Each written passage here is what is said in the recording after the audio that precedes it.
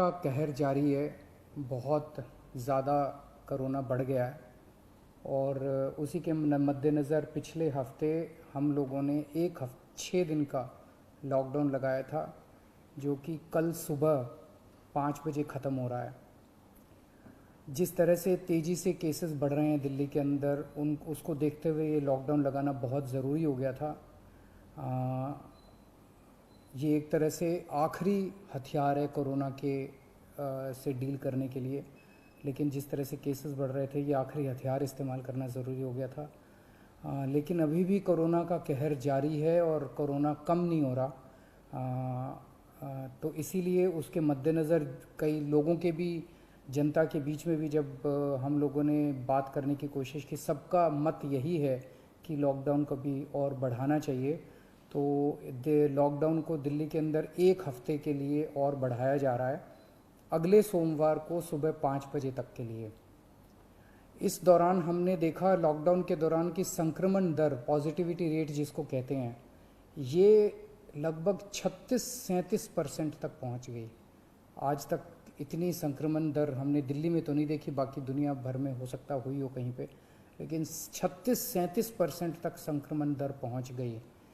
पिछले 1-2 दिन से थोड़ी सी कम हुई है, आज 30 के नीचे आई है, 29 पॉइंट कुछ आई है। मैं ये नहीं कह रहा कि कोरोना ख़त्म होने की दिशा में जा रहा है, लेकिन ये अभी तथ्य हैं, अभी और कुछ दिन देखना पड़ेगा। हो सकता है बढ़ जाए, हो सकता है कम हो, लेकिन हम भगवान से प्रार्थना करते हैं कि कोरोना से हम लोगों को मुक्ति मिले। पिछले कुछ दिनों से हम देख रहे हैं कि दिल्ली में ऑक्सीजन की काफ़ी ज़्यादा समस्या हो रही है। दिल्ली में ऑक्सीजन की काफ़ी कमी महसूस हो रही है। दिल्ली की इस वक्त ज़रूरत 700 टन की है और हमें केंद्र सरकार से 480 टन अलॉट हुई है।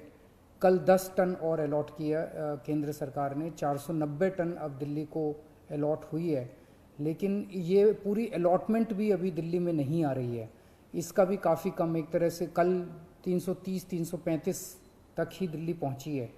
तो 700 टन की ज़रूरत है इतने कोरोना की महामारी में, उसके मुकाबले में 330-335 ही पहुंच रही है। ये दिल्ली जो ऑक्सीजन की कमी है, दिल्ली के अंदर ऑक्सीजन पहुंच नहीं रही है, जगह जगह से जो ऑक्सीजन आनी है, ये एक बहुत बड़ा कारण है जो ऑक्सीजन की कमी जगह जगह अस्पतालों में महसूस हो रही है। लेकिन हमारे ऑफिसर्स, हमारे सभी मंत्रीगण, हमारे सभी लोग रात रात भर पिछले कुछ दिनों में, जब से ऑक्सीजन की कमी हुई है, एक एक अस्पताल जहाँ जहाँ कमी है वहाँ सप्लायर से, मैन्युफैक्चरर से, ट्रक ड्राइवर से जो लेके आ रहा है, उससे फ़ोन कर करके कोशिश कर रहे हैं कि समय पे अस्पताल में पहुँचे। मैं ये नहीं कहूँगा कि सारी कोशिशें कामयाब रही, कई जगह फेल भी हुए हम लोग, और कई जगह हम समय पे ऑक्सीजन पहुंचाने में हमारी टीम कामयाब भी हुई। तो सबसे पहले तो मैं उनको जो रात रात भर काम करके और अस्पतालों तक ऑक्सीजन पहुंचाने की जो लोग भी कोशिश कर रहे हैं, उन सबका मैं धन्यवाद करना चाहता हूं कि इतने मुश्किल समय में इतनी मेहनत कर रहे हैं। क्योंकि ऑक्सीजन इतनी इस वक्त कीमती है, इतनी कम है, तो उसका मैनेजमेंट करना बहुत ज़रूरी है। तो उसको मैनेजमेंट करने के लिए भी अब कल से ठोस कदम उठाना चालू किया। हमने एक वो पोर्टल टाइप बनाया है और ऑर्डर जारी कर दिए गए हैं, जिसमें हर 2-2 घंटे में मैन्युफैक्चरर से लेके और अस्पताल तक, एंड यूज़र तक, हर एक को 2-2 घंटे के अंदर अपनी ऑक्सीजन की पोजीशन बतानी पड़ेगी।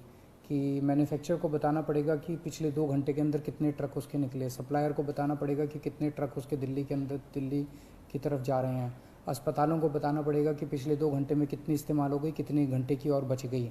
ये सारी चीज़ें ताकि दिल्ली सरकार को पता रहे कि कहाँ कमी आने वाली है। तो इसके अलावा केंद्र सरकार से काफ़ी सहयोग मिल रहा है। कल भी पूरा दिन केंद्र सरकार के अलग अलग मंत्रालयों के साथ हमारे ऑफिसर्स की टीम बैठी रही और दोनों टीमें, केंद्र सरकार और दिल्ली सरकार, अच्छे से मिलके काम कर रही हैं और कोशिश की जा रही है कि जो भी सप्लाईज़ आने में दिक्कत हो रही है, उन दिक्कतों को दूर किया जा सके। और मैं समझता हूँ कि आने वाले कुछ दिनों के अंदर ये बहुत ज़्यादा अफरा तफरी का जो आलम है ये ठीक हो जाना चाहिए। कल हम पूरी कोशिश कर रहे हैं कि जहाँ से भी, और केंद्र सरकार से तो मदद मिल रही है, और भी जहाँ से भी हम लोगों को ऑक्सीजन मिल सके, ऑक्सीजन के टैंकर मिल सके, पूरे देश से, दुनिया भर से हम पूरी कोशिश कर रहे हैं।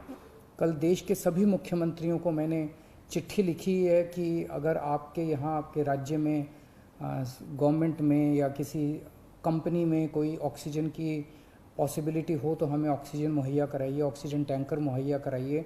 कुछ एक राज्यों के साथ बातचीत भी शुरू हुई है, जब भी कुछ कॉन्क्रीट नतीजे आएंगे मैं आपको ज़रूर बताऊंगा। लेकिन बहुत ज़्यादा कठिन परिस्थिति है, इन कठिन परिस्थितियों के अंदर सब मिल के काम कर रहे हैं। मैं उम्मीद करता हूं कि ये जो इतनी बड़ी इमरजेंसी क्रिएट हो गई है, इससे हम लोगों को जल्द छुटकारा मिलेगा। बहुत बहुत शुक्रिया।